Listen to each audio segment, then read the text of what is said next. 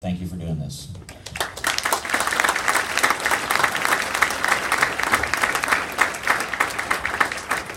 Good morning, thank you. Appreciate that.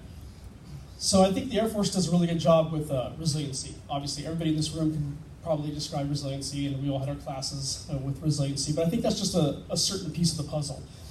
I believe another piece of the puzzle with trying to solve this is, how do you fix a broken spirit? Right? What is a broken spirit? Right? That's depression, despair, isolation. That's fallen into that suicidal thinking, problematic thinking. So broken spirit. 81 people.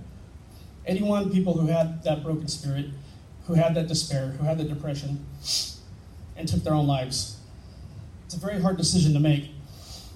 And I'll tell you a little story about myself. So, as I was transitioning out of the Air Force, as that rock star TACP that you described, I started getting very depressed. I started falling into that isolation as well.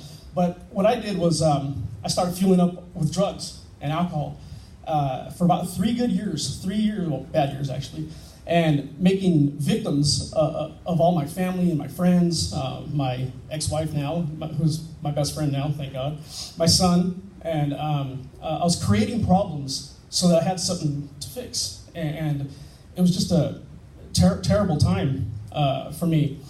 And I recall one day in particular where it's probably the millionth time that I flaked on my son, and just, like I said, once again, fueled up on alcohol and drugs. And my ex had come over to my house to tell me, enough, no more. You're not going to see your son anymore. We're done.